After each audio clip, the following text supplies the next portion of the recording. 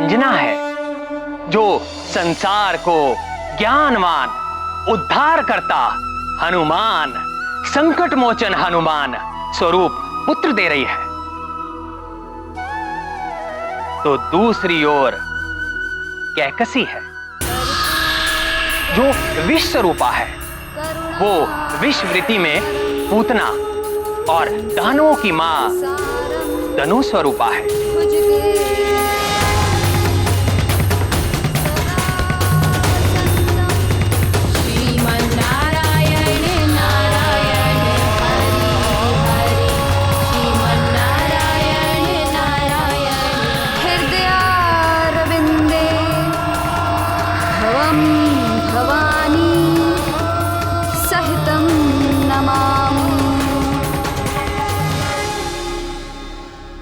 विष स्वरूपा माताएं ही अपने कुविचारों और कुसंस्कारों के विष से अपनी संतान को पतन और अंधकार की ओर धकेल देती हैं। कैकसी ने अपने महाज्ञानी पुत्र को अपने कुटिल विचारों के विष से भ्रष्ट कर दिया। परिणाम स्वरूप संसार को मिला सबसे भयंकर राक्षस, दशानन रावण।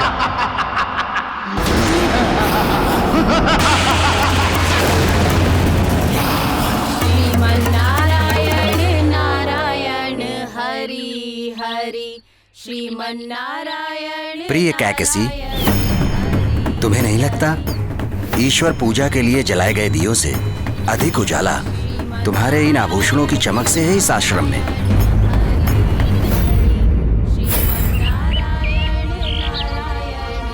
आर्य, ये तो दृष्टिकोण है अपना अपना।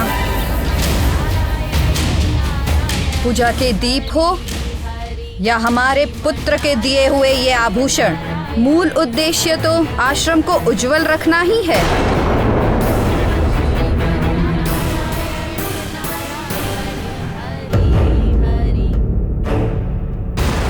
तुम्हारे मंत्रों के स्वर में भक्ति भाव से अधिक राजसी दर्प झलक रहा था। मंत्रों के स्वरों में दर्प तो होगा ही। बादलों के छा जाने से सूर्य की चमक तो कम नहीं हो जाती ना ऋषिवर।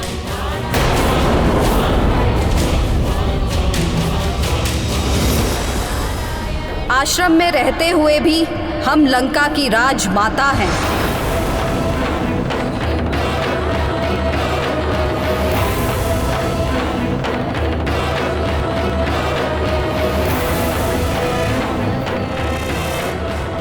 महाबली, महाज्ञानी रावण की माता हैं हम।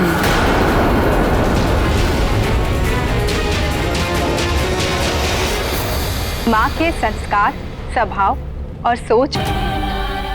प्रणाम आर्य।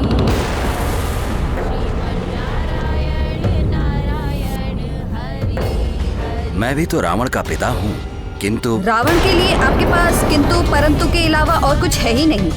आपको तो उसे आशीर्वाद देना चाहिए, पर आप हैं कि उसे आशीर्वाद देना तो दूर, उसके शत्रु विष्णु की पूजा अर्चना कराते हैं आश्रम में। और आपके ये शिष्य हरि कीर्तन करते हैं। किंतु कैकसी, मेरे लिए तो पितामह ब्रह्मा, श्री हरि विष्णु और महादेव, ये तीनों देव समान रूप से पूजनीय हैं। और एक ऋषि के आश्रम में इन तीनों की पूजा तो होगी। जहां तक मेरे पुत्रों की बात है, तो एक पिता अपने पुत्र को स्वयं से भी अधिक प्रेम करता है। तो स्वामी, चलिए ना लंका। अभी समय भी उचित है। रावण विभीषण तो मिलेंगे ही। कुंभकर्ण के जागने का समय भी हो रहा है। पूरे 6 माह बाद जागने वाला है वो।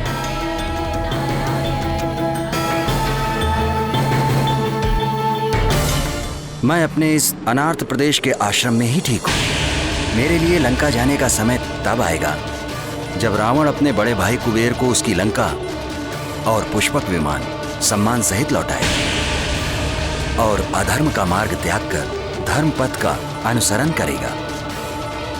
उसे समझाओ, समय परिवर्तित हो रहा है। समय को समझे।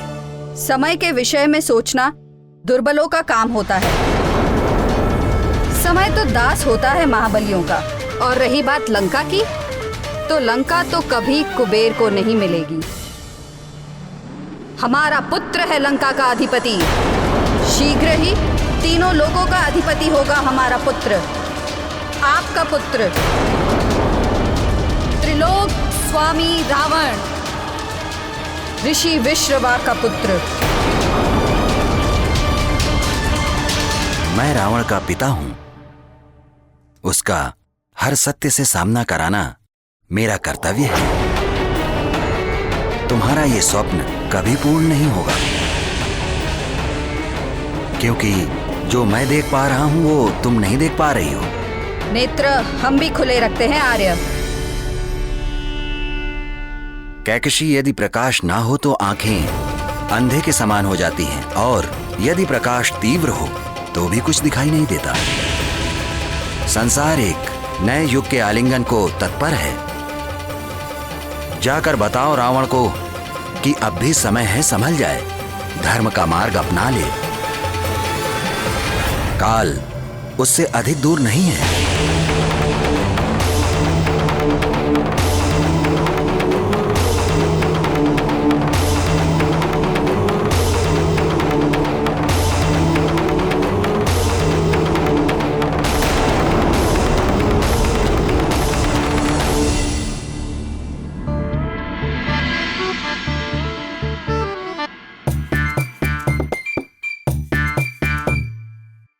सखा,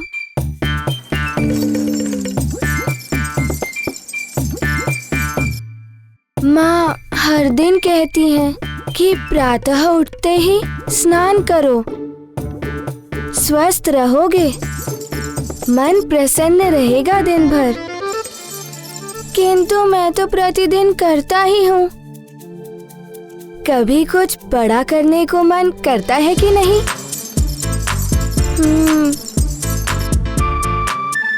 कल से ही मन कर रहा है कि जो शक्तियाँ मिली हैं उन्हें देखूं, उन्हें परखूं, क्या हो सकता है उन वरदानों में। किंतु माँ ने तो पहले ही रोक लगा दी है कि सबके सामने अपनी शक्तियों का प्रदर्शन ना करूं। अब तुम ही बताओ सखा, मैं कैसे जानूं इन शक्तियों के बारे में?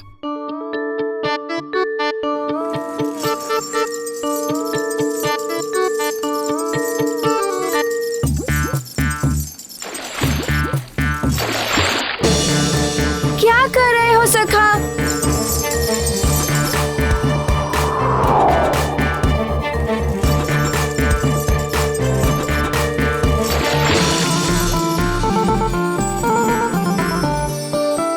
अच्छा, तुम ऐसे नहीं मानोगे सखा, तुम्हें अपनी शक्ति दिखानी ही पड़ेगी। सोच लो, अब मैं हनुमान हो गया हूँ, शक्तिशाली हनुमान। दिखाऊं अपनी शक्ति?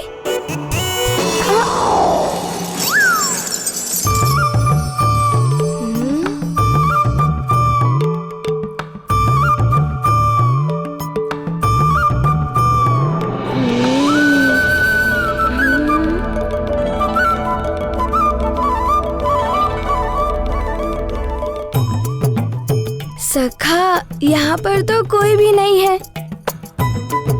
यहाँ तो हम अपनी शक्तियों का प्रयोग करके देख ही सकते हैं। मैं देवराज इंद्र तुम्हें वरदान देता हूँ, आज से किसी भी वज्र का कोई भी प्रभाव तुम पर नहीं पड़ेगा। तुम्हें वरदान देता हूँ कि तुम सदैव मेरे वरुण पाश और जल से सुरक्षित रहोगे। नदी, समुद्र या कोई भी जल तत्व तुम्हें किसी प्रकार से क्षति नहीं पहुंचाएंगे। क्या करूं? इतने वरदान, कौन सी शक्ति का प्रयोग करूं? बड़ी ही उलझन है सखा, सोचना पड़ेगा। मैं ब्रह्मा तुम्हें वरदान देता हूँ, तुम इच्छाधारी होगे। जब जैसा रूप धारण करना चाहोगे तुम कर सकोगे।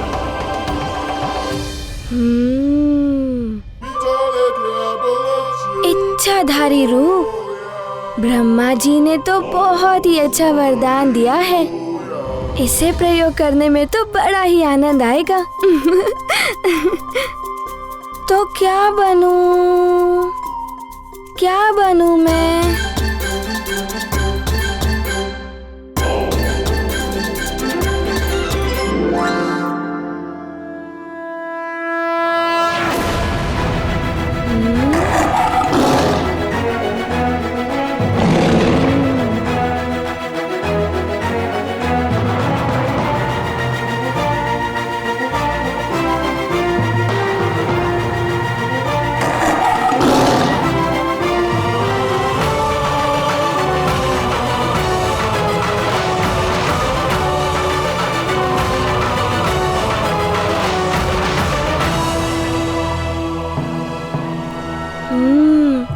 ब्रह्मा जी का वरदान अब बनेगा सिंह हनुमान।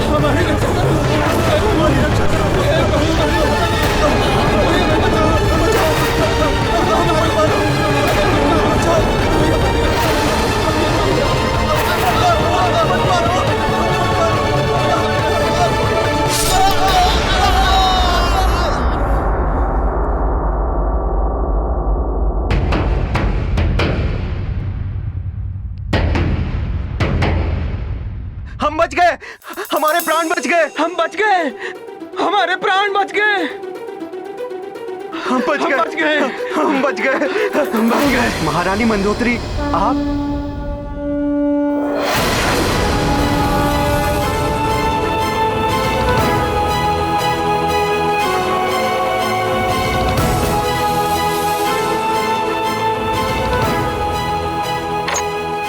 बस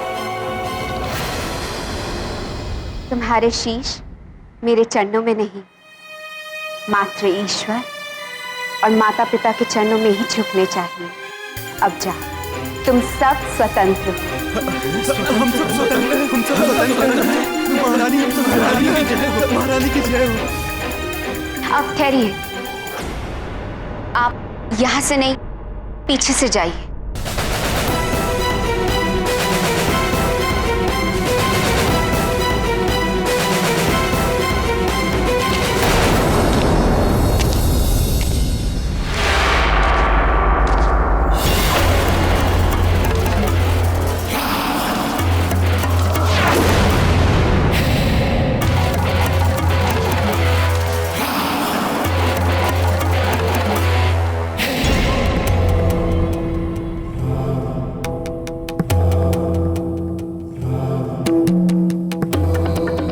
महारानी मंदोदरी, क्यों छोड़ा अपने इन बंदियों को?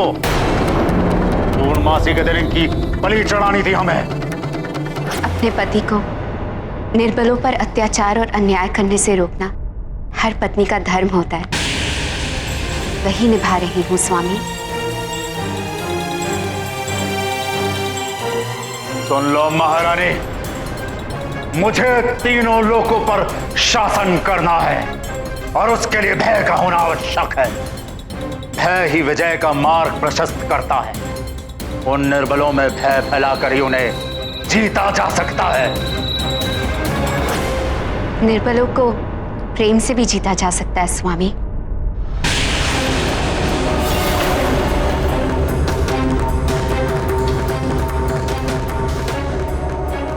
जहां देवता छल और कपट करते हैं, जैसा उन्होंने समुद्र मंथन के समय किया था, वहां प्रेम और न्याय का स्थान नहीं होता है महारानी।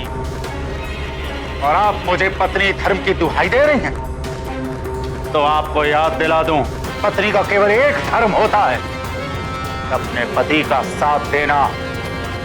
पत्नियों, साथ तो सदैव दूंगी स्वामी, किंतु जितना मेरा वश चलेगा आपको अन्याय और अत्याचार से दूर रखूंगी। भले ही इसके लिए आप मुझे भी मृत्युदंड दे दें।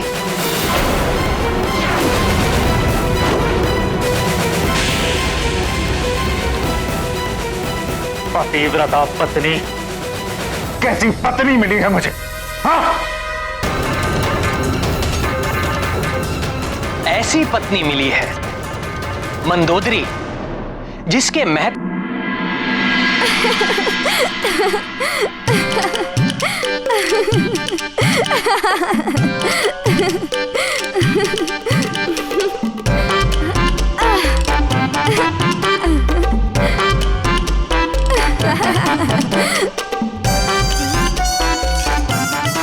सखा, हम सिंह तो बन गए थे, किंतु सिंह की गर्जना के बिना सिंह ही कैसा? हमें एक बार तो सिंह गर्जना करनी ही होगी।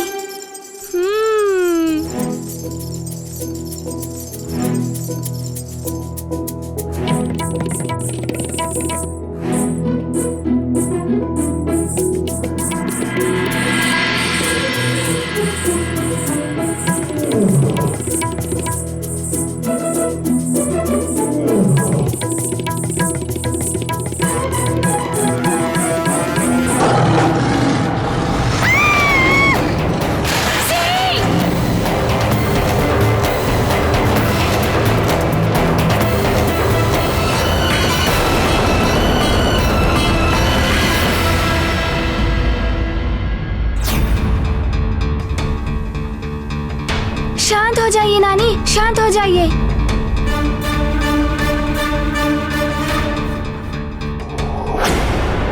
क्या हुआ?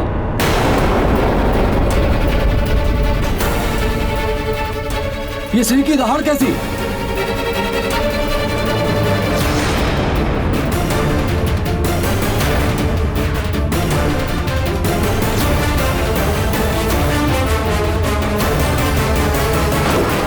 माँ, यहाँ शेर था क्या?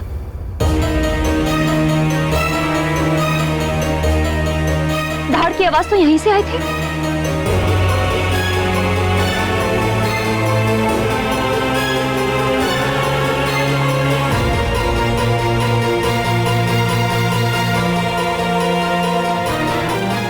यहाँ से? नहीं, यहाँ कोई शेर नहीं था।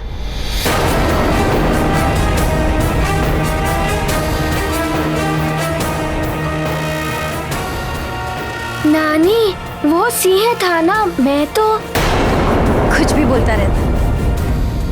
कुछ नहीं, वो वहाँ है ना स्तंभ के आगे, बस उसी से डर गए थे।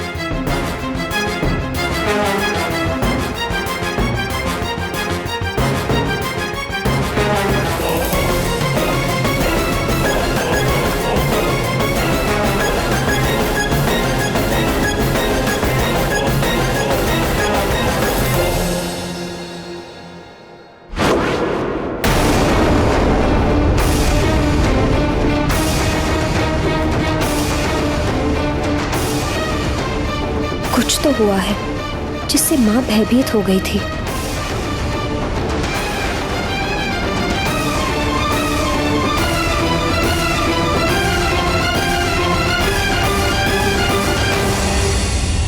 समस्त शक्तियों का उपयोग उचित दिशा में हो, इसके लिए अंजना और वानर राज केसरी दोनों माता पिता पुत्र हनुमान को सीख और सांसारिक ज्ञान का बोध करवाने के लिए जागरूक होते हैं। तो वहीं दूसरी ओर हनुमान का रहस्य जानने मिष्ठान में परिवर्तित हुआ अतिबल हनुमान और उनके मित्रों के भोजन का ग्रास बनने से बचता रहता है। इधर हनुमान को मिली शक्तियों व वरदानों का बखान मित्रों द्वारा अत्यधिक होने पर अंजना चिंतित होकर हनुमान से वचन मांगती है कि वो कभी दिखावे के लिए अपनी शक्ति का प्रदर्शन नहीं करेगा। अब आगे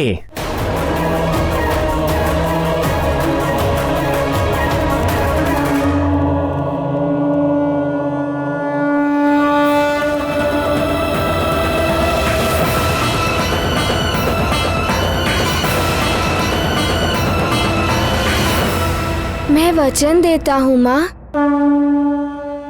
सबके सामने इन शक्तियों का प्रदर्शन नहीं करूंगा।